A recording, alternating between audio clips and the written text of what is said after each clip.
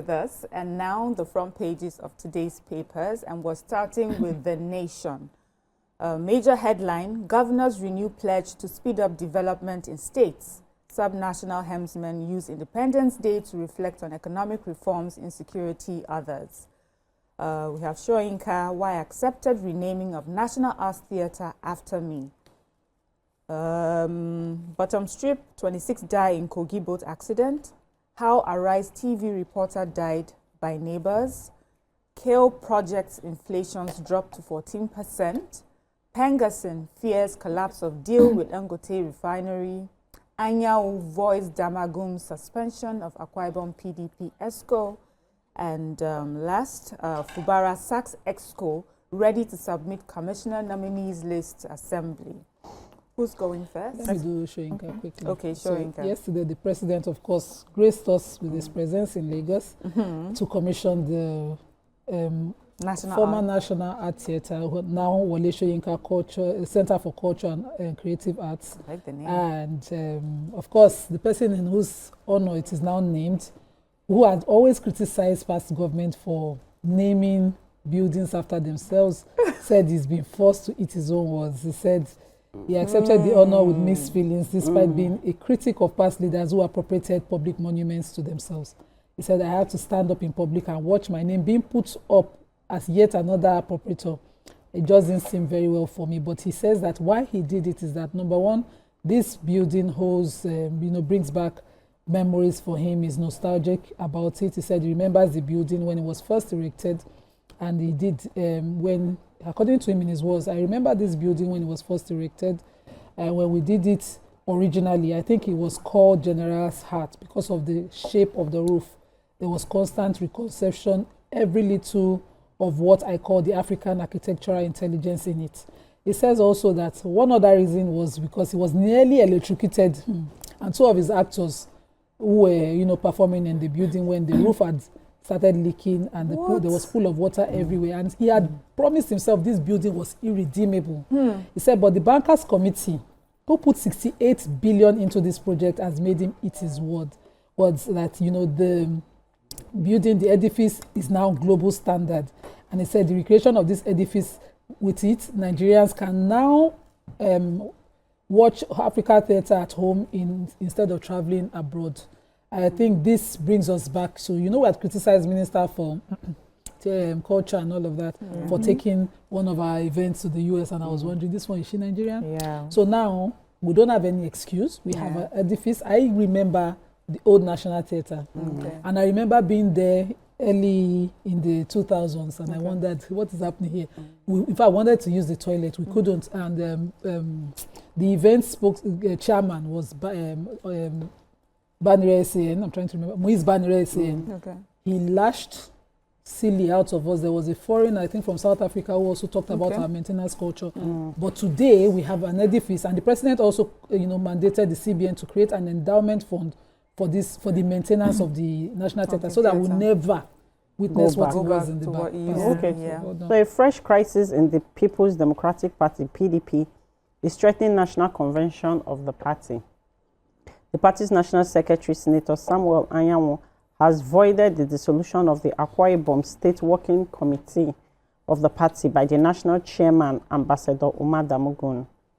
Anyanwu said PDP's National Working Committee never decided on the dissolution of the leadership of the party in the state.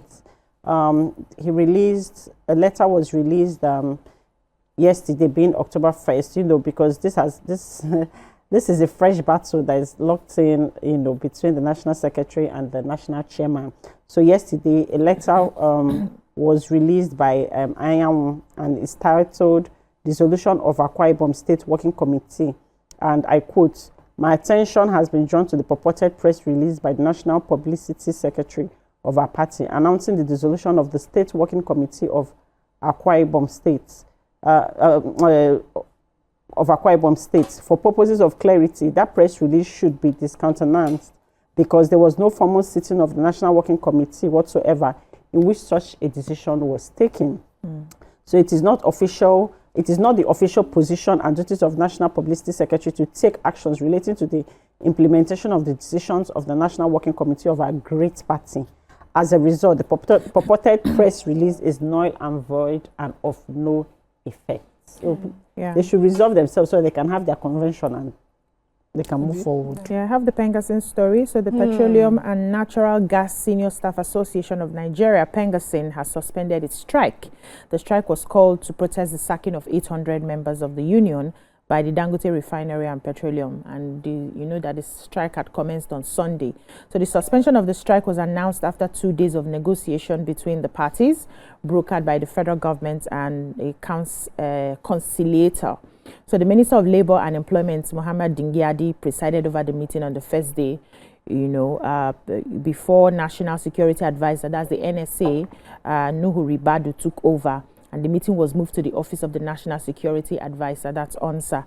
Now, the decision compelled Dangote Refinery to reabsorb the sacked workers because it is their right to belong to a union of their choice. However, I recall the staff members, he said they will not be integrated into the Dangote Refinery, but posted to other companies of the Dangote group. You know, he had alleged that they were trying to sabotage. Yes.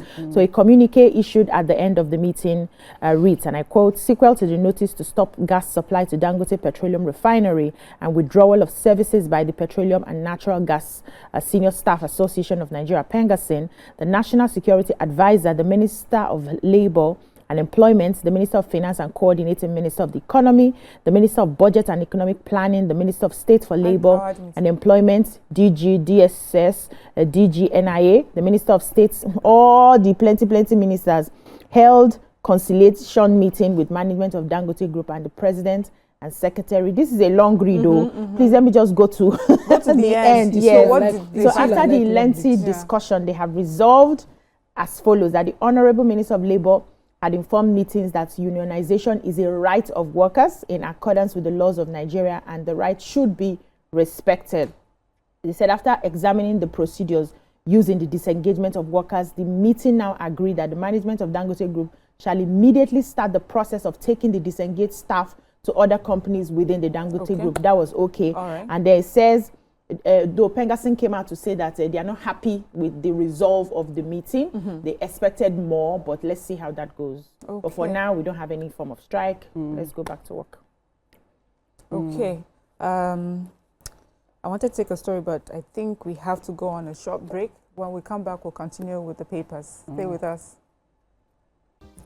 Thank you for staying with us. We're still reviewing the newspapers, and we're looking at the Punch. Major headline: Pengasin strike, NNPC laments losses as union halts action. Nigerians languish in prisons after Ethiopia stalls MOU. Kogi boat crash, death toll hits 26, Tinubu mourns. Nigeria's 8-month debt service bills hit $2.86 billion, the CBN. Nigerian arrested for attempting trafficking of daughter to Iraq. Wale Tinubu bags Africa Energy Award in South Africa. Nigeria at 65, Tinubu's reforms yet to ease hardship, according to experts. One doctor attends to 9,083 Nigerians. NARD laments. 853 billion naira crime proceeds recovered in 1 year. And Fubara sacks commissioners, others. Yes, that's the one. Okay. So, my darling Governor Fubara of Rivers State. Wow. You don't call your darling now. Wow. He's a respecter of the rule of law, Okay. a peace-loving man. I've not even finished the accolade on the chat. All right. Okay. What has he done He again? was at the Independence Day parade yesterday, where he encouraged everybody to work with the president. Also relieved the 19 nominees who he had appointed as commissioner, and the rules that Sakamanje speaker go and confirm. What's What is she talking about? The speaker of 3 House. Okay. That speaker is a Sakamanje. It's a street language. All right. Go and confirm them. Well, all 19 of them have been relieved. He says that all pre-suspension appointees relieved. So he's looking to send a new list of nominees to the House, to this House that Supreme Court have, acknowledged as the real house, Amewele's house. So he's going to send a list of nominees to them for his commissioners. Also, he's looking to appoint his secretary to the state government as well as the chief of staff to the government in a few days. This was announced by his spokesman, Nelson Chukwudi, and he says that all these office holders were affected by the Supreme Court judgment, which is why I said that he's a peace-loving man and a respecter of rule of law. All right. Going I forward. agree with you. We're happy for you. So the Nigerian Association of Resident Doctors on Wednesday decried the country's poor doctor-to-patient ratio, which is one doctor to 9,083 patients, describing it as far from global best practices. And a statement issued on Nigeria's 65th independence anniversary, the association announced that with effect from today, October 1st, 2025, resident doctors across the country will no longer take continuous calls beyond 24 hours. The statement was signed by NAD President Dr. Muhammad Suleiman, Secretary General Dr. Shuaibu Ibrahim, and Publicity and Social Secretary Dr. Abdul Majid Ibrahim. They said Nigeria has long struggled with the shortage of doctors, worsened by a steady exodus of health professionals seeking better pay and working conditions abroad. Yeah. And according to the Coordinating Minister of Health and Social Welfare, Professor Mohammed Pate, he said over 16,000 Nigerian doctors have left the country in the last 5 years, 5 to 7 years, to seek greener pasture in other countries. The consequence is crushing workload on those who have remained, especially resident doctors who form the backbone of Nigeria's tertiary healthcare system. He said medical associations have repeatedly warned that unless conditions improve, more doctors will continue to leave, worsening the crisis. Now, the association said that with an estimated population of over 240 million people and only about 11,000 resident doctors, Nigeria ratios 1 doctor to 9,083 patients. And this is not good at all. It isn't. Yes, Nigerian resident doctors work an average of 106 hours per week, with surgical residents over 122 hours per week. This translates to 4 to 5 days of 24 hours call in a week. Yeah. They are So So it says yes, the workload has dire consequences, not only for the patient care, but also for the well-being of the doctors themselves. More needs to be done to see how this can be resolved. So those that are jackpot, we're not going to tell them not to jackpot, but yes, can they find? I don't know who to appeal to right now, because let's hear. Okay, yeah, this is a sad one. President Bola Ahmed Tinubu has expressed deep sorrow over a boat accident in Ibaji, local government area of Kogi State, that claimed 26 lives on Tuesday.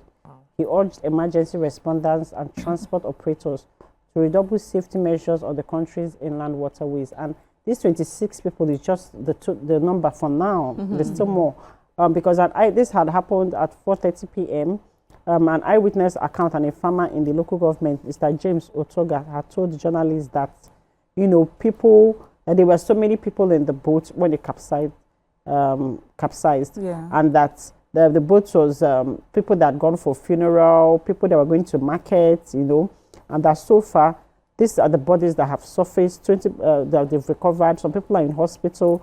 There are a lot of bodies are still lying beneath the river, yes. And the first responders, they're doing everything to, bring up more bodies. And the president described the tragedy as shocking and unfortunate, noting that this disease were on legitimate missions to earn a living. He also pressed water transport operators to prioritize safety over profit and prayed for solace for the bereaved and their family, and recovery for the injured. But the good thing is that the Kogi State government has ordered prompt relief measures through its emergency agency, urging the local authorities to coordinate support for victims, families, and survivors. Our heartfelt condolences to the families, because nobody should have to go through this as a way of, to transport yourself to go do your business or go about your daily activities. As our heartfelt condolences to Thank you, Amaka, for that prayer. I have this story. It says Nigerian arrested for attempted trafficking of daughter to Iraq. So the National Agency for Prohibition of Trafficking in Persons, that's NAPTIP, has arrested no fewer than 5 suspected human traffickers and rescued 24 victims. This was at the Nnamdi Azikiwe International Airport in Abuja, among whom was a father who attempted to traffic his daughter to Baghdad in Iraq. They said that this statement was put out amid growing concerns about the rise in cases of human trafficking, especially with the rise in the Japa syndrome. They said that suspects. Among them was a retired senior security agent, allegedly a prominent member of the syndicate within the southwest region of the country. As we always say, some of these things cannot happen without complicity of those that, have some influence and power. And they said that this crackdown caught all the actors unaware. So they were not expecting it. They just got to the airport based on intelligence and were able to rescue at least 24 victims. Wow. Imagine the number of trafficking that happens every day. Yeah, so well done, NAPTIP. Let's go on to the next paper. Daily Sun. A major headline, Daily Sun, 2027, Atiku opens up. We have Akpabio assures Tinubu of more defection of opposition governors to APC.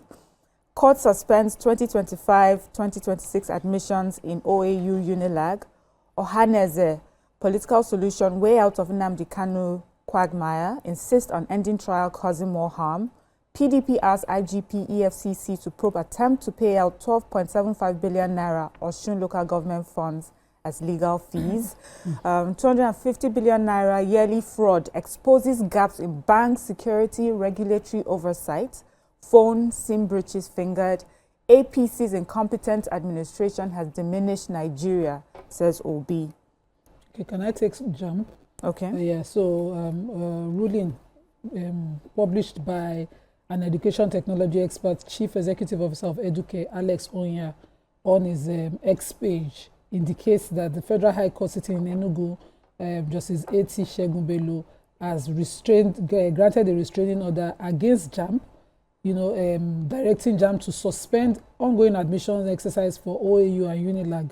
And he says that the applicants who brought this prayer before the court have shown that there's a triable and veritable issue before the court, and so he'll be looking into it. So it's certain applicants who are taking JAMB and picked these two institutions in question and brought an expert motion there.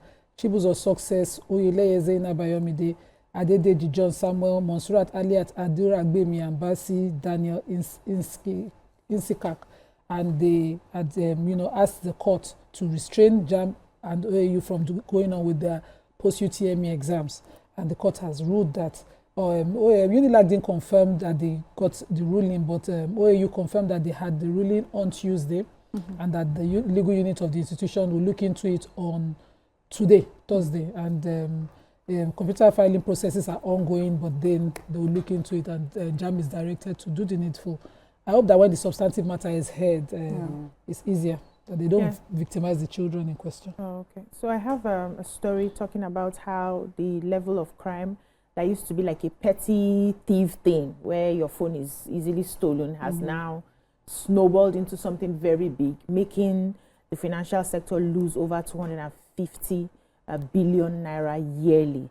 They said these victims now discover that when their SIMs, phones are stolen, their SIMs are used to wipe their accounts clean.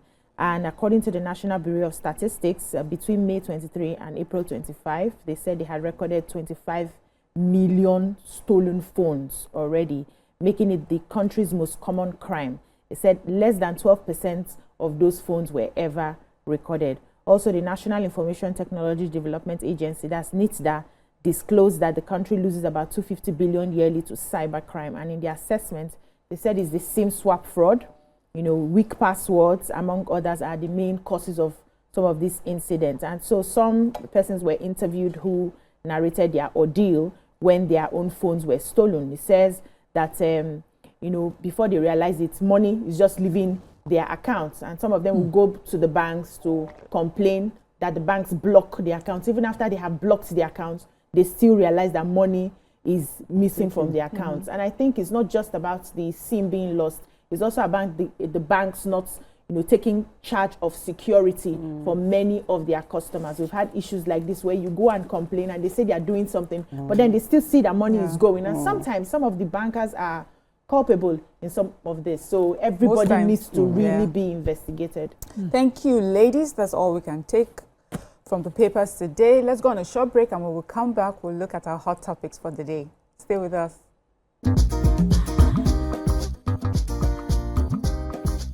Stay tuned. Your View will be right back. Thank you for staying with us. So, Should a partner be obligated to share everything they own with their spouse? Or is it perfectly fine to keep certain boundaries, even in marriage? So take this trending case. A wife lamented bitterly that whenever her husband travels, he goes with the car key while the car itself is parked at home. She is then forced to rely on bike men to take the kids to school. Many quickly rush to criticize the man, but opinions remain divided. So on one hand, some argue that the husband is only exercising wisdom. They say refusing to hand over every belonging doesn't mean a lack of love. It's about responsibility, accountability, and maintaining control over what he has worked hard for. Boundaries, they insist, are not mistrust, and they are respect. Ladies, what are your thoughts on this? But let's also invite our viewers. You know, you can join the conversation on 020-163-52013 or 090-241-63440. And you can tweet to us at TVC Connect using the hashtag YourViewTVC. We have a video that we'd like to play before we start our conversation. My husband have traveled again with the car key while the car is parked here. Bike all the way. This is a routine, so I'm used to it. Go park car for compound, carry car key for waste, travel, go village. Oh yeah, they're gonna eat. Time for school. Mama, you're feeling fine. You take your drugs. What's it? I'll give her. Sorry, please, yeah. Good care. That one, the sweet one. Oh, yes. Good girl. Leave her alone. Sweet one, Gene. Be careful, be going. Yeah, you sit back in the front, yeah? Yeah? Bye. Ladies of your view, your initial thoughts, let me just leave it out there. What did you think when you first heard this story and watched the video? May we not marry weapons that fashion against us. Because I don't know why you are making money if your children cannot benefit from that money. I don't know why you want to believe that suffering is the woman's portion. And, you know, as I'm making the money because I'm the one that made the money, even if I made the money before I got married to you, you are not supposed to share. You don't want to share from your wealth. And aside from this, is not even about wealth. This is about just regular convenience of going to school, basic amenities that we always accuse our governments of not giving to us. We now have husbands who refuse to give basic amenities to their wives and children. This is very unfortunate. As far as I'm concerned, this is not love. This is not marriage. This is wickedness. If you don't want, maybe if your wife cannot drive, for instance, why don't you put the kids in school bus? Why do they have to take bikes to school? If the school is not far, because we really do not know how the distance of the school, and you want them to walk, is a different thing than, you know, traveling with the car key. What if there's an emergency and, you know, she has to go to the hospital, she can't move on all of that? She'll be calling a cab and calling bike and keke marua while there's a car parked in the compound. If you're not ready to share everything in marriage, don't get married. Okay, Bisi, let me put this to you. What if he's left this car many times and Madam has bashed the car many times? Madam does not put fuel in the car breaks down, she does not even know quickly what to do to make sure that someone comes to pick it up. She has shown that over the years she's not capable of taking care of a car. Just because the car is available does not mean she knows how to also take care of the car. Keep praying for Madam. Madam will change. All right. I hear that question and I'm worried. Yes. Okay. So if Madam bash the car, she don't fuel the car, she don't whatever, you go with the key in your pocket on a journey. Okay. What if you don't come back with it? But Madam, congratulations. So my people in Auchi says, who are Reme Oroki Akeleme, who don't know, who say I don't know, don't they take for court as witness? If you come to court and they say, I don't know, I didn't dare, you know, they okay, be going. You don't have witness. The person say I saw, but I didn't see where. Then they continue to cross-examine. So you have been relieved. If in case car knock, they say they don't use to warm the engine, didn't concern you. You have been relieved. Sorry, you know that the key is not in my hand. If they say they burglarized car, the key was not in my hand. I don't know. You have been relieved because you know sometimes you have to choose and pick the one that will offend us. The one that is just heartbreaking is that I see the car in question And I'm wondering if this guy were to buy a Lambo, something, or how nobody you will won't drive come be. Because the children trek past Wara on the way to school, and I'm wondering who's supposed to buy fuel? Who's supposed to, what are we even living for? Who die and pack it? Because now you're carrying key. And you know the one that pains me? Those kind of people, you know them, when their brother now visits, he will want that car. Yes, they release He will use that car and carry babes. Then madam will swell up and have a conversation. Then he will say, she doesn't like to see my brother in the house. Because this is what he breeds. Yeah. You don't give your partner total freedom to live, thrive, and love you. You choose and pick who you want to give. Some people live in their past of how close them and their childhood sibling was. And the partner who is now doing life with you, the entire journey, and birthing and losing their whole health with you, you are now putting them in a place where they will continue to be at rivals with your loved ones, so-called. Because I don't know, that key in the village, what purpose is it? That they use the key for another thing. If they open another cabin, a master key. You know, I don't know. Just cannot. So you cannot see it any other way apart from what which other way? Yes, all right. If she bashes today and perfect driving, she cannot bash it 3 times. You see this conversation that I'm saying? Yes. The person I'm talking to is watching this show. All right. Because this my loved one, she have perfect driving. Drop key, say no. Which car was she supposed to use to learn? So she will now leave her house all the way to come to my house before she can drive. I mean, I know how many car I bash. Bashing is normal. It was my dad's car that I bashed first. I was trying to learn reverse. In fact, the man came out and said, Nyma, don't touch my car again. You know what we did? We still drive the car. My brother will help me move it to Lasso. I will drive it and park it. I perfected my parking. I never went to driving school. But I perfected my parking first. Trying to maintain, you know, okay, it's a poverty mentality. Yes. Amaka may just have a different view. From my facial expression, the way I did, That's your view. it is wisdom deep.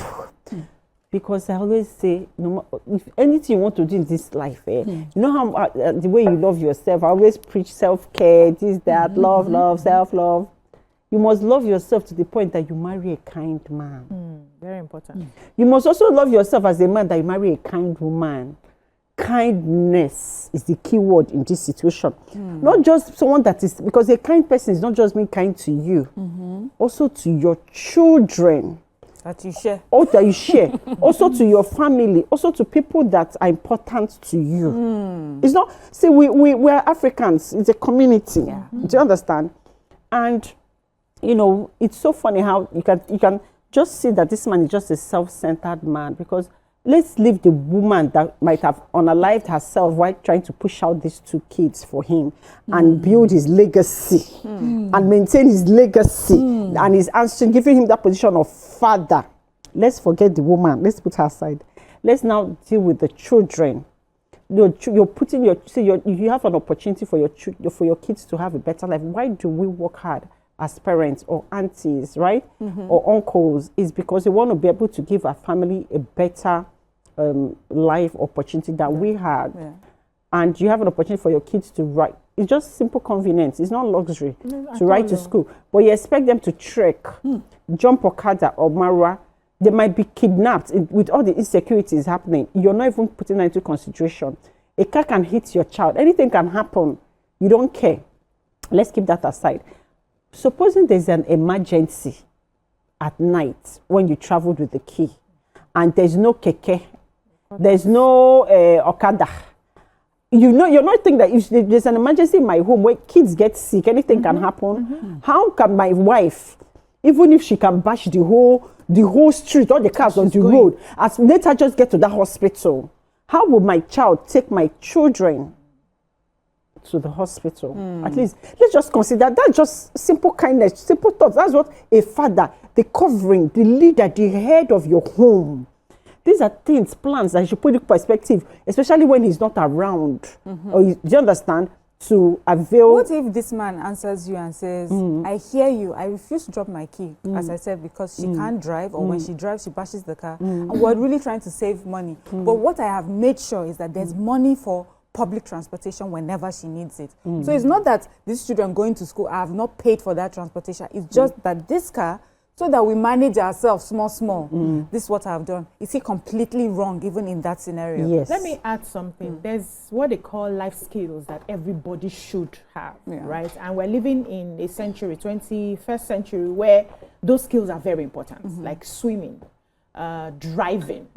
There are other skills that you should be able to pick up, because anything can happen where you are needed. There's nobody you can call. You are needed to step in. So even if you don't drive regularly, you should ensure that your wife has the skill of driving.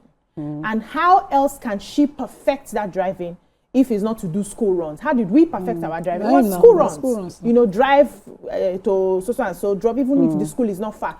As you're driving every day, you're perfecting it till it becomes an unconscious competence, right? Because anything can happen. I remember when we were not staying together, he was on the island, we were on the mainland. There were days that the kids would fall sick. Who do I want to start calling 9 p.m., 10 p.m.? I went inside the car, oh yeah, house help, oh yeah, help me, carry, let's go. And straight to the hospital, even while I'm calling. Because sometimes you forget that your woman is your helpmate. Do I want to start calling somebody in Aja or in VI to start heading to Alagbado at so and so time before we take the child to the hospital? No, I'm already helping. I'm on my way to the hospital. Take your time. If you cannot come, we'll see you tomorrow. I've stepped in into the gap. But sometimes men don't see beyond their noses, especially very selfish men. It's all about me, and you're not considering that anything can happen tomorrow where you need your other partner to step in the gap till you are there. What if you are not there? What if there's nobody around? We stay in environments where we don't even know our neighbors. Unfortunately, that's the way the world is now. Before, you can easily call Iya Emeka very close to you, or Iya Sikira very close to you to come and assist you. Now, many times we don't know our neighbors. And so you don't know your neighbor, one, you cannot drive, two, you do not equip your wife in a way that she can sustain herself if you're not available till help comes. You have failed as a man. You have failed as a man. To be a protector is beyond just dropping food money. I said this to somebody very recently. Being a protector as a man is beyond just dropping food money. It's beyond that. You have to go mentally, physically, emotionally, equip your woman spiritually, equip your woman to a point where she can stand on her own, even if you are not there.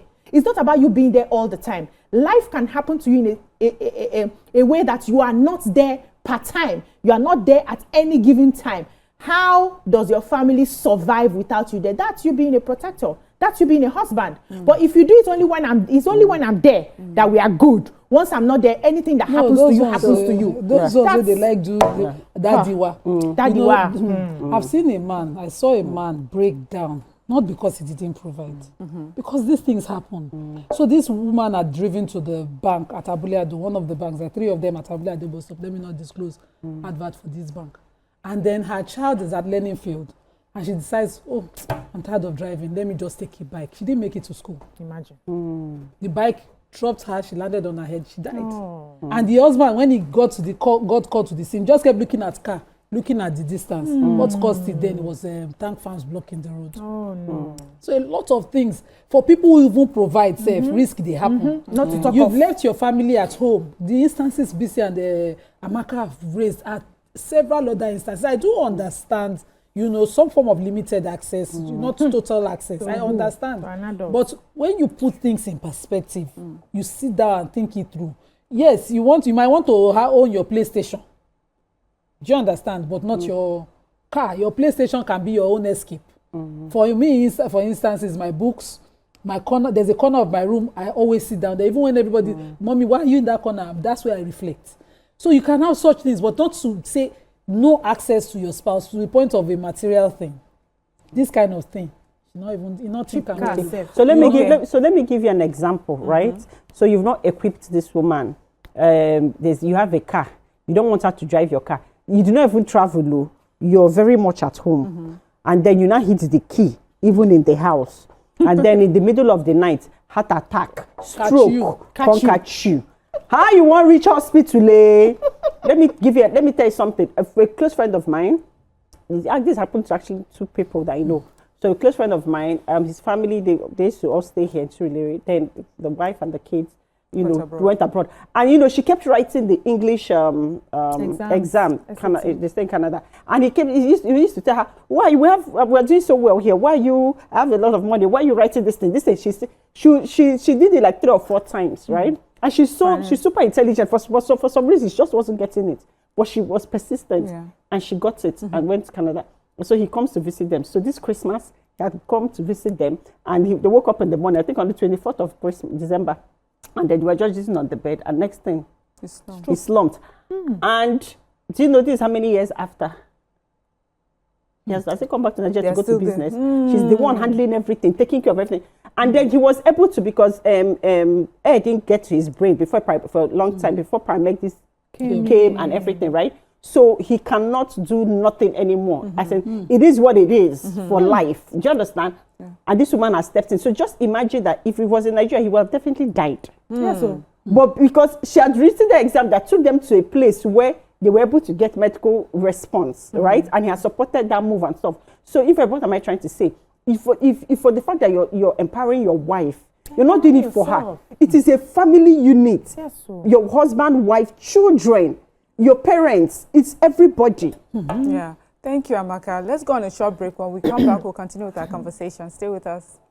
Thank you for staying with us. Ladies, so I've heard you all, and you've made this about a man not showing enough love to his wife or just a very selfish person. But I would like for us to look at this differently. First of all, you know that households, we have different kinds of families in Nigeria. For some people, having a car is a luxury. For some people, even as a family, they get to use their cars only on very important days, Sundays, to church. They provide money for school runs. Take a bike. After all, there are many children in that area that probably go to school on bikes, And I don't also agree that putting your children on bikes or whatever automatically means death for the children. I grew up walking long distances to school, take a taxi, stop this taxi, enter a bike, different sort of, there are people that come from not the same background as, others. They are trying to make it work. And a man has said, see, we have worked hard for this car. This car, we are managing it. Let it take us for Sunday service. Let it take us on, when I'm around, since I'm the one that can drive and I've never had to bash the car or none of that incident that happens with madam happens with me, I will drop the children. But the reason he took the key, let's remember it's a scenario, is that madam, when he leaves, she takes the car, bashes it, then he now has to look for money to repair car. So I want you to look at it from this scenario I've created, that is a way of protecting the family, protecting their assets, knowing what it is, each other's weaknesses. I've heard us had conversations on this table, and we've said, if you're the one that can make the money, or you're the one that can keep the money, and the man who is supposed to be the head does not know how to make the money, why does not the woman keep the money? Do you understand? So in that scenario, it's okay for us to say a woman can step in some places. I've heard of women who are the ones that have the car in their homes, and because the husband does not have, they keep their things, and the people call it boundary. Yeah, he's a man of the house. He does not have the money to buy cars. He may pay for food, but he does not have money to buy car, and she takes her key with her. He does not drive the car. So somehow it seems to me that when the conversation comes to women, we seem to lean towards. So can I ask you a question? Yes, ask me. Did he have this conversation with his wife, and they came to an agreement?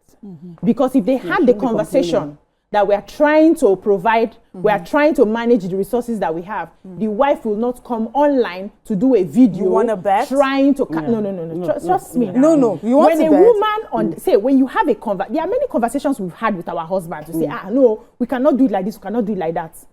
And you don't agree with it, and we come back till everybody now agrees, okay, this is how we're going to do it. If you see me shouting on social media, that means I did not agree with it. Your job is to make me agree and see the reason, because remember, we're a team here. We have a caller. Benjamin from Edo, please. Good morning, Benjamin. Hello, good morning. Good morning. Yeah. I'm a first-time caller. Welcome to the show. I just want to share my own view on this topic. Okay. First of all, I will say this is coming from a poverty thinking mentality. Thanks. Because, and in another way, I will say, let us not just judge according to what this woman is putting on the screen. Because why I said it's coming from a poverty thinking mentality, look at the car in question, it's not even a Range Rover. Range Rover. Let the poor breathe, though, you people. So if it was a Range Rover, I would say, okay, a Range Rover, will buy the Range Rover. This man is putting his key. And in another way around, this woman, if she have her own money or she have her own car, she will bring this video to online, you know. Secondly, can we also see from a different view? Okay, let's judge from their own status now. Okay, this man is traveling. Maybe this woman is not a perfect driver. So, because of the situation of the country, the cost of things, the cost of everything, I told them. the man allowed the woman to keep driving the car because each time she drives, she used to park the car. And secondly, since the guy is traveling, what if this woman, I'm assuming she's not a perfect driver, but now she's putting on the screen because her children are going to school. What if she's not a perfect driver? Is it not a risk for her to drive the children with that car to school? I'm liking this. I don't think they're getting me. So she's just putting on those videos from her own perspective for us to view and judge. Yeah. Regardless of what might have happened before this man would steal the key.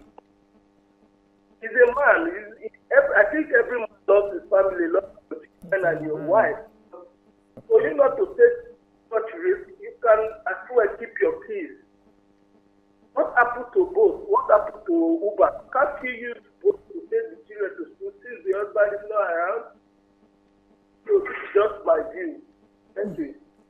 Thank you, Benjamin. Before you go, let me just. I want to hear for what he said. He said that what if the woman is not really good at driving, and she doesn't listen, you know, and she puts her children in the car and tries to drive them to school? Is that not putting her life and the children's lives at risk as well?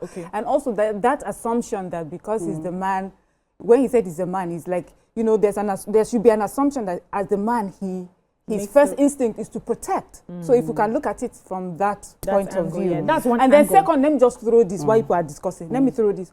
Why did she not follow her children to school? Why is she sending them with somebody? She's such a great mother. This is paining her. Was she actually sending them with somebody? Yes, she sent them with somebody and a small child at that. Okay. Let's go. Maybe she also has there are other babies inside the house that need tending to. All right. All these people, they used to have like seven children. So I sent two out. I quickly go and breastfeed and cook the other one. Yes, so I was saying initially that it's something that you have to have a conversation, okay? Because of the resources that we have, we're trying to manage, okay, this car is for Sundays, please bear with me. I'm going to make sure that I arrange, even if it's not there are some schools that don't have school buses, but there's a way they can arrange all this keke marua to come pick up. I've seen that arrangement in my former area. Keke marua, all the small korope buses to come pick up the children for school and all of that. You make that arrangement. She will not be so aggrieved to want to do a video. That video is a call for help. Sometimes women say things to their husbands and their husbands don't listen. And the only way that they can express that I'm really not happy with the way this decision has gone is by taking up a phone or calling. Those days they used to call family members to report the matter. Now people have access to social media. They go on social media. Invite online family members. So that by the time they judge the matter, he will now read it and see, maybe I'm not doing right here. But what I'm trying to say is, it's his decision at the end of the day. I've always said the man is the head, right? But carry your wife along in such a way that she supports the action. I hear you, BC. I hear you, BC. And BC is making a lot of assumptions here. Of course, we're all making the assumption. And the assumption here is that the man has to be a selfish man and the woman is the one who is quite rational because she's picked up a video and made a video about a decision she and her husband have taken. You know, she may not have taken one, or her husband, or the head of her house, the head of her house has taken. So there are times where a decision is taken. We have even seen amongst us here, where at the time the decision was made, we were so against it. We do not think this is our husband. It's his head even. How did I even marry such a man that does not think well? 5 years down the line, you now say, oh, okay. So he was right in the first place. But you would not see us carry video and whatever and put on social media to report our husbands to people. So for me, it also says something about the kind of person that we're dealing with here. Yes, so I do not agree about like posting your personal or family issues or whatever. It can be resolved, in-house. But as per they've brought it out, and we have to discuss it. And I know for a fact that the only children that start driving from the womb are AI babies. Nobody, including that man, started driving from the womb. At all. Thank you. He learned how to drive, perfected the skill. You need to understand something. Driving, swimming, these are life skills. Very important. It is not luxury. Are you trying to tell me that if this man knows how to swim and his children need to learn how to swim in order to survive in this life, that he won't teach them? It's the same thing like you have a wife. You're not doing her any favors. You're taking of your family unit. Anything can happen. That man might travel and have an accident and he won't be able to drive, and you have the car. Someone has to drive you, right? What stops him from, even if the wife is not good at driving, you teach the person the same way you learn. You teach all of us here. We give patience. You teach the person till they learn. Or you can say, okay, my wife, let me send you to driving school. If I don't have the patience to teach you, but you make something available. And then it's different that they agreed, or that it's different that my husband is traveling. And then the car key is there. I know I'm not supposed to drive, or I don't know how to drive. I'll bash the car. We've had the conversation and it's okay. But the car is there. If there's an emergency or something, I can even call the neighbor and say, please, we have the car, come on. But for the fact that he carries the car key to travel, could he be dealing with a very stubborn wife? Let me take this call. Raymond from Ojo. Good morning, Raymond. The man is stingy. Good morning, everybody. Good morning. People are doing very good job. My only contribution is this. All of you have husbands, and you know yourself, you know your husband, you know your character. Good morning, madam. Now, what I'm saying is this. You know your husband knows you. Okay. The issue is this. Before this woman will come on social media, there are some part of her private life that she will not say. I'm not supporting a mean husband anyway. So we know, and I want you to know this morning that if you talk up to come and open up what they have, there are some things that is going on in their home, they won't be able to open up. So we won't be judging based on what they said. So for that woman, I want to believe she has some character that may cause her husband to take that decision. Secondly, we have some men who should be irresponsible. Okay? But above all, I want us to get into family issues. For example, can a couple tell people publicly that, my husband wants to sleep with me, I did not agree.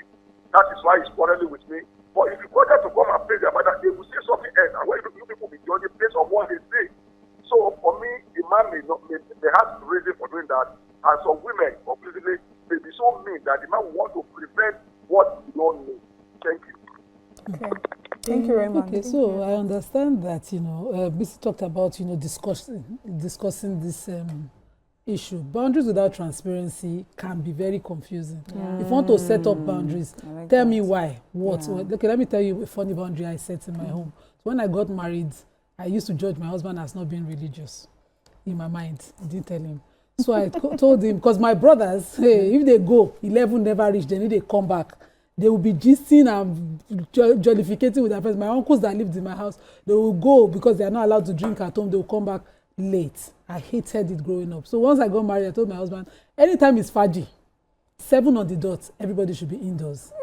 He took the kindergarten. Because I lived by that rule growing up. And he just swallowed it. I was like, I didn't know it was a setting. So I said, they said we are working. We are not allowed to come to this house late. We cannot set the wrong examples for our kids. And he said, no problem. So fast forward, I'm at the spa and they are doing 6 o'clock massage. And I'm saying, I'll be late. He said, no, Faji. 7 on the clock. I'm at Jerry. He said, 7 on the dot, madam. You have to be back home. So one day I was now protesting. This is not practical. I said, Auntie, we sat down and discussed it. Remember who put the rule down? Because my husband never watched football at a football club. Never in our marriage in 16 years. He had to set up we had one big dish when he had to set up whatever we used to view Europa, anything legal, whatever inside the house. Even though I don't watch football with him, we'll not be watching it boringly in the house. Okay. Are you not a wicked person? But I put that boundary down. You can't put in on, because we had discussed it. There was no objecting to it. If you have called this woman auntie, this car where you buy, she cost me money. You see what irked me in this whole story is that he traveled with the key. Yes, that's for me. That's the highest level of poverty mindset. Sorry, the Nyma, key, see it here. Okay, go on, take Let your me take Yakub from Tokwemo. Yakub, good morning. Yeah, good morning, Miriam. And good morning, everyone. For me, I think this issue is go beyond what the woman is posting on social media. And Islamically, when Quran says Arja Lukawamuna ala Nisa, I think Sister Nyma will help me to translate that in the studio. It is not only because women we always claim that we are the head of the family, we are there with the child every time. Man is head of the family. You are the head of the family because you were providing for your family. No matter what happened, that the man have not have opportunity to let us know. But for that kind of attitude, travel with the key, my dear sister. See, you have said it all in the studio. I'm going to tell you, if I have time, I'm going to tell you a life experience that happened to me personally. There was a time I left my car at home. I go out, and then my car key is on top of table, but they didn't know where the car is. Unfortunately, that very particular night at around 2:30, they called me that, Alaji, Farida has a very serious issue. So I said, what happened? They say has a stomach problem. They don't know what happened. God saved me that day that I was not fight with my co-tenant there. I quickly call one man called Baba Beji. Please assist me because my wife cannot drive in as well. I said, please search in that sitting room. You look for the key. The car key is there. Will you believe it is only that very particular man saved me with my car because they drive almost 4 kilometers before they can get our family doctor. Now tell me, Miriam, I put the car key. I travel with the key. All because we'll use the neighbor's car. We will break it. Issue you have with your wife is to not jeopardize your family interest. Because anything can happen. And then one of you in the studio said it earlier. If you go with the key, and then who can return you back? It is only God can return you back. Nobody. Because if you go with the key, and then you are not point on no return. So basically, for me, I'm not judging the man, but this is my own personal opinion. What the man does is totally wrong. Good morning and God bless you guys. Thank you, Yes, Nyma, you were saying. I was saying, building boundaries in the marriage is okay when the person gets an understanding of it. If you have even discussed, for instance, you can force that partner to get a safer ride to school. We used to suffer, my kids suffered a lot in the primary school they went to, and I know the primary school is watching. When we pay for bus, pick up and drop off, when the tankers block the whole of Idegumara Road, they'll put them on bikes. It used to break my heart to see my innocent kids on bikes, even though we've worked so hard to provide, and they increase the bus for our distance every month. Every time, because your distance is far, we paid. Now we have the best roads. The school, before they finished their road, we were already enjoying good roads. Yet they were still saying it's the distance. Putting my kids on bike. So one day I woke up and told my husband, are you sure you're a car dealer? Are you serious? Your kids are suffering like this. You know how women will talk. I forced the man to buy them a special bus for their school runs. Because even though I didn't have who will drive it, imagine, acting on impulse. I said, just buy the car first, buy the bus first. You know, somebody had discussed bus with me. He said, okay, just to please So I hear you, coming from a place of protecting and providing for your kids is important. The woman and you can have issues forever, but once children don't join on her, you have to start thinking differently. Because if you die eventually, if you don't provide specifically for those children, you see that person that suffer. No, I'm talking about African men. That my cousin, brother, king, next of king. Those are next of king issues. They take those things. They don't even look at your kids. That's the truth. Thank you, Nyma. Let's go on a short break, and when we come back, we'll continue with our conversation. Thank you for staying with us. We're still discussing if traveling with your key is protective or being selfish. I think Nyma was No, trying we're going to to- Amaka. Yes, Amaka, you were going Yes, to. so give I us said, your- so when the caller was, speaking, he just reminded me of something that happened. That at that time when it happened, I was wondering, like, are you people not doing? It happened between my brother and his wife. My brother is married to my friend, and I was wondering, like, are you people doing too much in these people's marriage? But come to think of it, now it wasn't too much, right? Because they have more than one car. They had this thing happened. They had 2 cars, and my brother had traveled, and he traveled with his car key. Like, I don't know what happened. I think he was supposed to, he drove himself to the airport, and he was supposed to drop the key or something, because the driver was supposed to come pick up the key. Do you know, as he came to Lagos, he was so frantic about having to send, he put it in the envelope, they sent it that same day on the flight back to PH. And I'm wondering, like, chill, now, is there not another car there? I said, why are you making such? He said, no, if there's an emergency or something happens to that other car, his kids have to go to school, or if they need to go to the hospital, or something happens, because his kids used to like have malaria a lot, and then the night one emergency or the other, then where you have. So for him, he was so concerned about making sure that the home is functioning, that they have everything they need. You know, so me, I wasn't in his shoes then, and I didn't understand. But now that we're having this conversation, I get it. So it's not just about your wife; it's the whole. It's the whole unit. Even if something happens to the wife and you are not around, and you want to call your neighbor, like this man called his neighbor to rush to my house and help me take the car to carry my wife, or anything can happen. Okay, so to be fair, right? Sometimes it's not out of wickedness that men take such decisions. Sometimes it's ignorance. Sometimes it's what they've seen their fathers do over the years. Okay. I've seen people who grew up where their father would go to church, they would trek to church, the father would be busy carry church members to church and bring church members back. And they are trekking, and it's quite a distance. And those kids complained and complained and complained. Even their mother, they would trek with their mother. It's not like the man is carrying his wife just to please the church members. So imagine a son from that sort of family feeling that the way that God can answer my prayer is that I serve such members, church members against my own family because we are working for the Lord and all of that. So sometimes some of these decisions is what they have seen play out in their family, and they think in their head that this is the right way. Other times it's a form of control. Don't give a woman so much so that you are able to humble the woman. The woman is able to listen to you. And it comes from a place of insecurity. I need men to understand that when you choose to get married, God bless you with a good wife, because they are bad wives. We're not going to lie about it. They are also bad husbands. But when you finally choose to get married and you pray that God gives you a good wife, and you are a good man yourself, that you understand that you are working as a team. Anything that will foster the fruitfulness of the family is what you should be thinking about, whether you are there or not. Can my family survive if I'm not there? Can my is you putting things in place to make sure that it's easy for your wife?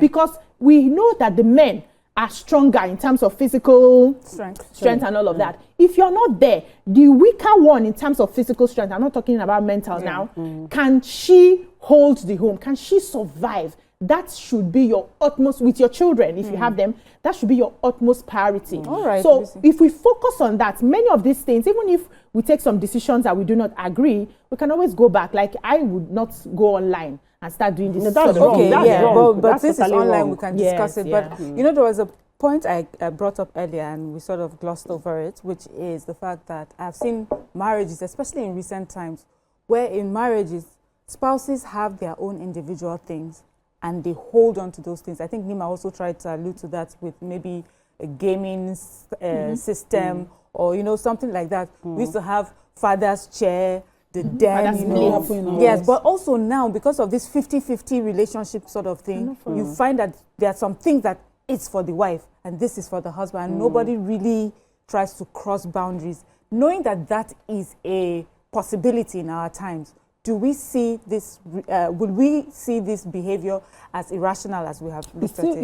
You see, it's still a risk. And let me not say it's irrational, it's still a risk. So as Bisi was talking and alluding to children, I remembered something that happened in my own home. Nyma, just before you go in, Abdul, Abuja. Good morning, Abdul. Yeah, good morning, Mariam Yakite. Hello. And the rest of the amazing ladies. Good morning. Good morning. My name is Abdul Mohammed. I'm calling from Abuja. Let me just tell you a personal experience. In my family, it is mandatory once you attain the age of 16, both male and female. We are 21. My father has 3 wives. All of us knows how to drive. Can you hear him? The last born in my family now is about 7 years. Once you are 15 years, you must go to driving school and learn how to drive. So even when I got married, that was the first priority. I made sure I took my wife to a driving school. She learned how to drive. In fact, even her sister that was staying with us went through the same process. So it is something that you cannot compromise because of emergencies and other things like that. Right now, I travel a lot. I work, I travel a lot. Sometimes I will be away for 2-3 weeks. And my wife does everything. She takes our daughter to school and everything. You understand me? So I think all men should know that allowing your wife have access to driving your car and other things in the house is mandatory. Thank you very much. Thank you, Abdul. Thank you, Abdul. Some people are not on generator. Only when they are around. That's when the children, when they are not around, they can't on generator. You know, see, don't worry, marry a kind person. That thing is a risk. Okay, you were several times in my marriage, just as I explained that my husband works and his shift is his schedule is tight. His parents lived close by. I cannot count the number of times that I responded to an emergency. Imagine I can't drive. So there was this particular time, God rest my parents-in-laws, my father-in-law had just passed. My mother-in-law just finished her Ida period in the village and she came back to Lagos. So I thought everything was fine because when she was boisterous and talking to us, I thought everything was perfect. I was at my friend's house, we were just chatting. And then my husband calls and says, I got a call, but Mama is not sounding good. I went there on a bike and I saw her, she was like, hey, it's the gas that finished. So I just changed the gas because there's a spare one and thought, okay. I didn't know she was cooking in difficulty that she couldn't even breathe. And then I changed the gas and I walked home. As I got home, as I was entering the house, he called back. He said, she's not doing well. I just spoke to her. I said, but I've changed the food now. She said she took a spoon and she said trying to eat the food. So I went back and then she was eating and then she threw up. If you see the way I ran back to Karika. The bikes that took me, I was really scattered, but his manager was able to join me, to calm things so I could step back into the back seat and hold her.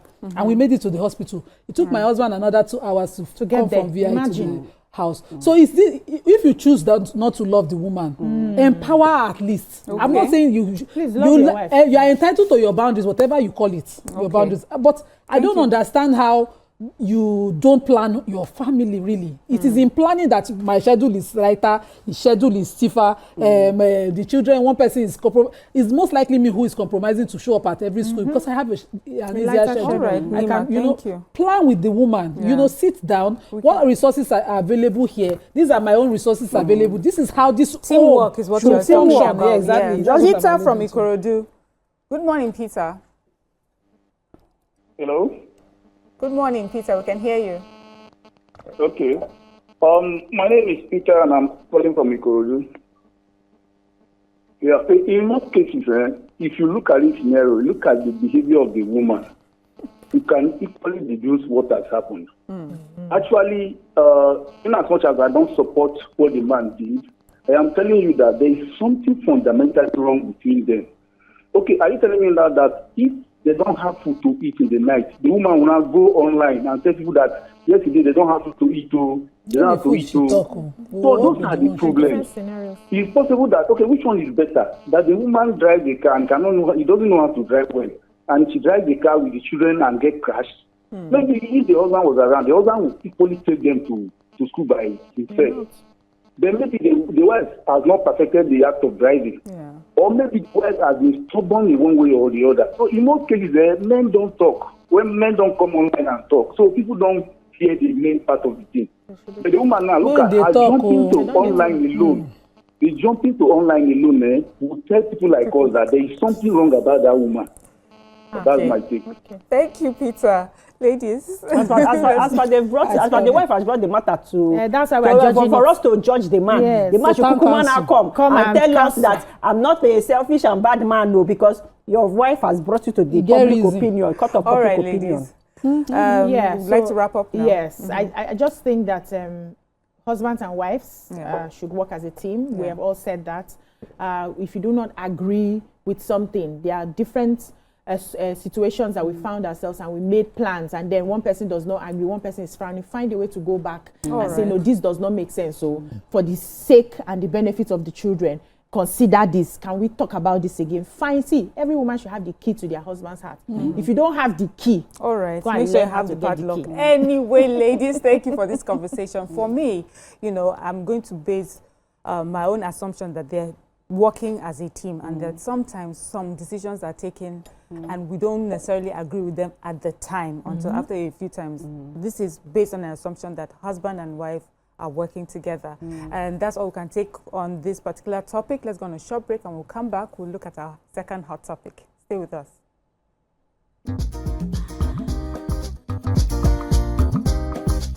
Stay tuned. Your View will be right back. Thank you for staying with us. Now we're going to talk on our next topic, which I feel is the one that will finally break this table. So, popular comedian Teju Babyface recently dropped a bombshell. If you cheat on your partner, don't confess. His argument, confessing only multiplies the pain, destroys trust, and might even end the relationship. In other words, he believes silence spares the partner and saves the union. But this statement raises bigger question about love, honesty, and accountability in relationships. Should silence really be considered a form of protection, or is it just a way to avoid guilt and consequences? If you keep quiet, does that mean you're safeguarding your partner's emotions or simply continuing the betrayal in secret? What are your thoughts on this? Join this conversation 0201 63 52013 or 090 63440. You can also tweet to us at TVC Connect using the hashtag YourViewTVC. Ladies and, I want to say gentlemen, ladies, what are we saying?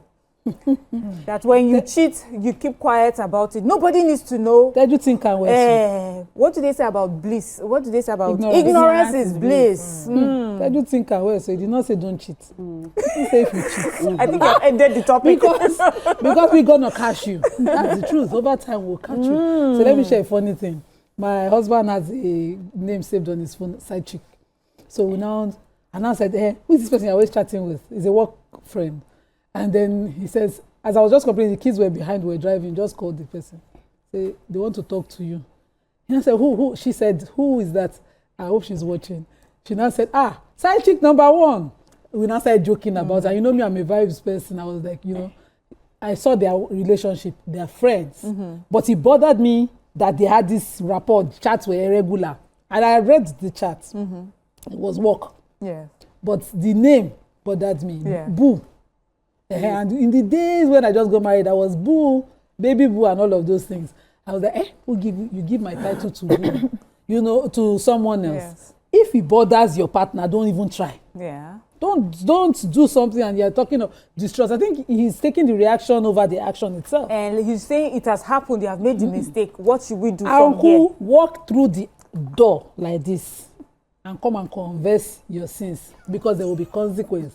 Because we got can you take it? And when they confess, can you take it? How I will take it is none of your business. But there must be. Let me tell you something. You can take it. You can take it by crying in the Lamborghini.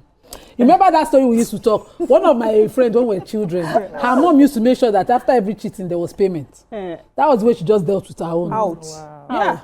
So, okay. But don't tell me that I will not find out. Because if you find out, and he says to you, the reason I did not break it is okay. And I don't want to disclose it. Okay, so as you all know, I'm a good Christian Catholic girl.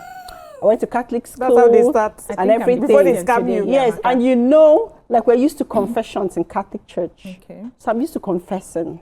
So yeah, if I cheat, I'm going to tell you. I'm going to tell you. Cheat. Yeah. Okay. No, I'm just saying that if. Like I said, because that's the conversation. No. I'm not a cheat. I'm too. Okay, I have bad behavior, but I'm too. I don't know, open-ended to do that. But if I cheat, I will tell you. Okay. Why would you? You know what I'm going to tell you? Okay. First, I feel bad, and then if you feel bad, I'll feel bad. You can cheat. No, I'll feel bad because I'm someone that I like to put my cards on the table all the time. I expect my partner to do the same, right? Okay. And it also helps me know where we are in terms of emotionally, mentally in the relationship. If something like that happens, will it break us? Will it make us better? Will I question myself, like, why did I have to cheat in this relationship? Yes, as in to make it was. I'll have first of all, I'll question myself, and then we'll sit down as in a partnership to discuss, why did I cheat? Why did you cheat? Or what happened? Is there something missing? Do you love the person? Do we need to move on? Do we need to end things and remain friends? Like, we need to have a holistic conversation, because there's something is off that will make me want to cheat. Okay. Right? That's the way I say it. All right, we have a video before BC gives her opinion. Let's watch this video. You cheat on your wife or your husband, but especially your wife, especially men. If you cheat on your wife, don't tell her. Don't confess. If you cheat on your spouse, don't tell them. Do not ever do it. It is one of the most catastrophic and damaging things you can ever do in your life. Don't do it. And I know you've been told something else all your life. People will even quote the Bible to support the idea of confession. They will say that if we confess and repent, then our sins are forgiven. Excuse me, that is to God and from God, not to man. It is confession to God, not to man. Do not do it. The first question you must ask yourself is this: what exactly are you trying to achieve with your confession? This confessing that you want to go and do, what is the objective? Ask yourself that question. Because people who confess manage to convince themselves that they are trying to come clean, that they are being honest. But the reality, the truth is, you are not being honest. No, you are being manipulative. If honesty were your greatest strength, then you would at least be honest with yourself as to why you want to confess. Because the reason you want to confess is not because you are honest. The reason is because the weight of guilty conscience is killing you, and you are looking to share it with somebody. You are looking for somebody else to bear the burden with you. Or alternatively, you're trying consciously or subconsciously to sabotage your relationship. And you are hoping that by telling your wife or your husband, your spouse, your partner, your significant other, you are hoping they will do exactly what most people do. That they will go up in flames and torpedo and grenade and scatter the relationship. That's what you're hoping. In other words, there is no benefit to your spouse when you confess. All the benefit. Confusing stuff. Ladies, obviously we're about to go. I feel that we'll take another round after watching that video. Yes. Go, I've been going to church regularly. And I'm a Christian, actually. Why is it that when people are about to scam you, they start with God, I beg. Okay. There's a reason. So therefore confess your sins to each other and pray for each other so that you may be healed. Okay. Yeah, that's James 5:16. If we confess our sins, he's faithful and just and will forgive us our sins and purify us from all unrighteousness. 1 John 1:9. Yes, that's God. The first one, human being, the other one, God. There's so many scriptures here, but the teaching should have been, do not cheat, right? No, hold on. You know why I said that? Because we are a hypocritical people. Yes. We do not like to have the tough conversation. Yes. That's not. If we check our statistics, Nigerians cheat the most in the world. Yes. But because we don't like the truth. Yes. Yeah. The one I saw was actually women, Nigerian women. We do not like the truth. We do not like to face ourselves and be vulnerable and share it as it is. You will hear a lot of people say, no, you should have thought, do not cheat. When I read the comments on that, because I'd seen the video earlier, and I read the comments under his post, and everybody, no, that's the wrong thing. Do not cheat. Why cheat in the first place? And I was now wondering, please, who are the people now cheating? If everybody on this chat, the rats and cockroaches of Lagos. Everybody under this chat now are claiming saints. Who are the people that statistics have carried that they are cheating more than every other person in the world? So if we go by how we like to present the teaching, tell you baby face, please next time, just tell them, do not cheat. It is a sin, you go to hell. Okay. What he's teaching is if you now cheat. Yes. Especially the men. Okay. No, If it was me, I would have flipped it, especially the women. Because society has found a way to forgive the men of cheating. Exactly. You will hear many women say now cheating is not a deal breaker anymore. My mother told me my husband will cheat. Everybody says when you say anymore. Okay. Because I think we come from a tradition of cheating wasn't a big deal before. Yeah. No, when we started growing up, we would say cheating is a deal breaker. See, we started experiencing life and realizing that I beg it's not we started agreeing with our mothers. Cheating is no longer a deal breaker. If you cheat, please, take it far from me. I don't want to see. I'll be fine. So you will not expect. You don't want a confession. I don't want a confession. Okay. I don't want a confession. I would say do not cheat, but it happens. Life happens. It can happen to anybody. I don't want a confession. What so are you happens confessing? to the betrayal? No, hold on. That's when the woman finds out how she feels. What are you confessing for? As he said. Are you confessing because you have decided to change? Or you're confessing so that I will get upset and make way for you and your babe? What exactly are you confessing for? Because sometimes, like he rightly explained, we confess because we want to move the burden to somebody else, not because we really want to change. I had there was a time I was coaching somebody who had cheated and he confessed to his wife, right? Okay. And then they found a way to walk through it. Okay. And after a few years ago, he saw another person that he liked. Yes! After confessing the first one, he saw another person that he liked. What and now the coaching was, the coaching was, what should I do? Because I really want to date this other person. Yes. And we had to do like a session and all of that. Because his heart was really with the second person. And he had confessed. He had confessed earlier. The wife had forgiven. So why exactly are you confessing in the first place? Because it was not a mistake. It was so you not be mistaken. Yes. Now even the ones that we claim is a mistake, nobody mistakenly falls on top of another person. Let's call it what it is, please. Okay. Nobody mistakenly falls on top of another person. Let me hear you. You know, so I think that we forget the reaction of the spouse who feels betrayed. So imagine that you did not confess in Teju's supposed analogy, and then one thing led to one thing. They find out.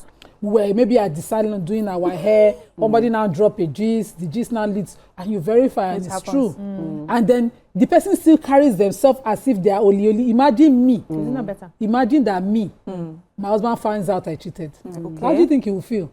He will feel bad. Exactly. Good. So even if you confess, Nyma, can I say, answer Nyma? Just hold on. Okay. So Nyma, if you would have preferred that he found out from you instead from finding out. And how sorry, except I wasn't sorry. It's you that would prefer that one. Except I wasn't sorry. Except you're an habitual cheat. What if you share?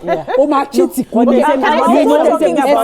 Sorry, I'm talking about the woman, in this, especially Nigerian and African women, who we have been taught to be very careful what you open your mouth and say to a husband. No, that it is more detrimental for a woman to open. Okay, so can I add something to what you might say now? So you would have preferred that you confess to him. You don't know what he would have preferred.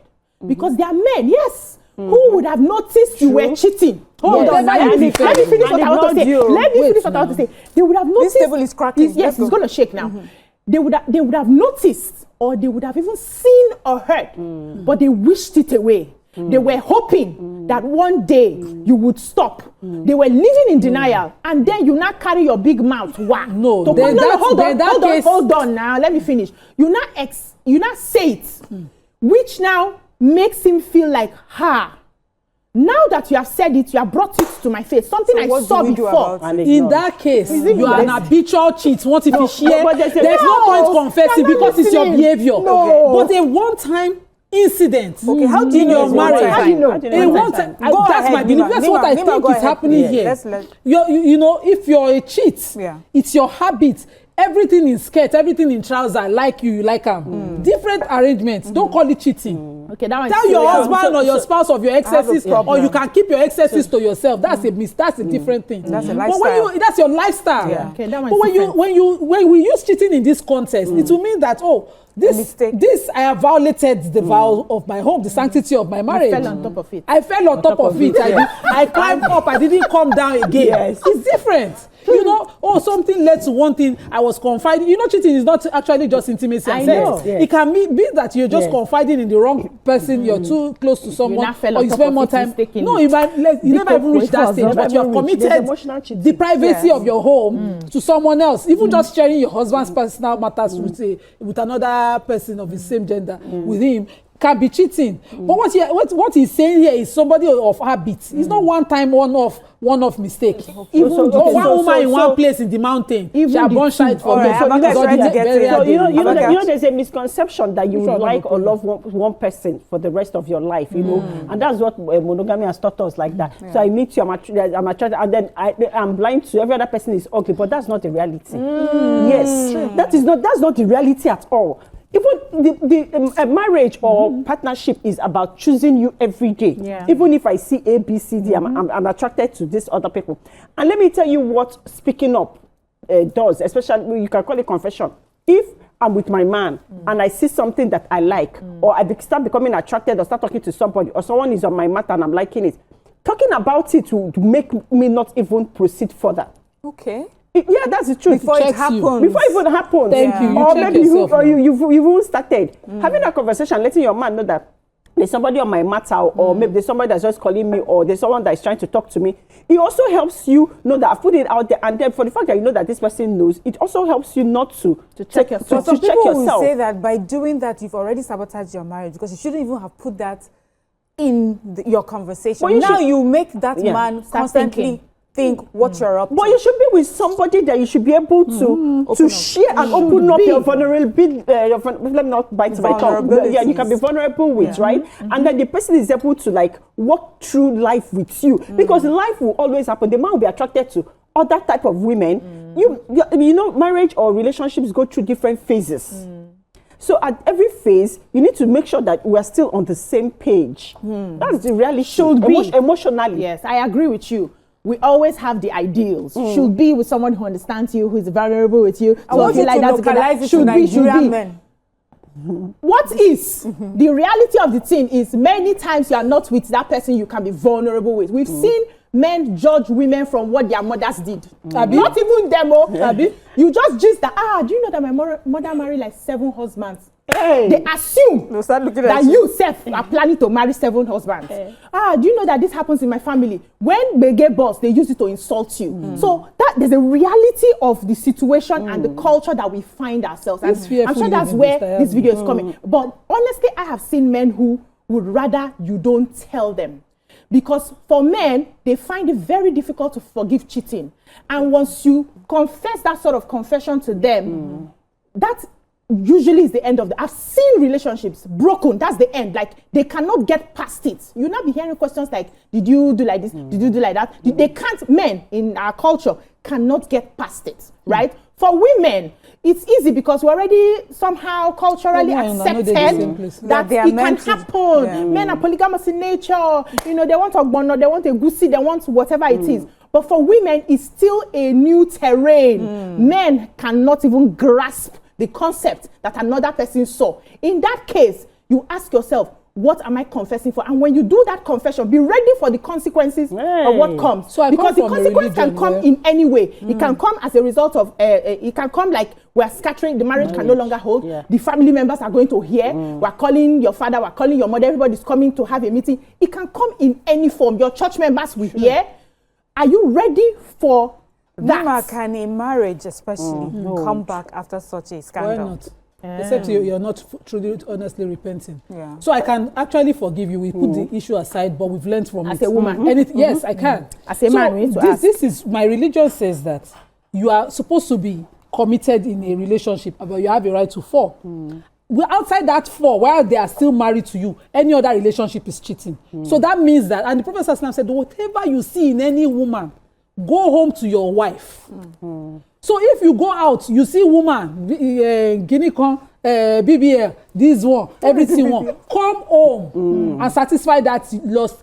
with me, Okay. I would know. I would have I would quench that thirst for you. But that's But not if what you happens. cheat and come home and you did not tell me, and I find out, I'll be feeling. You know what it does to the psyche of a spouse. don't tell me. Imagine women finding out on the burial day that the husband.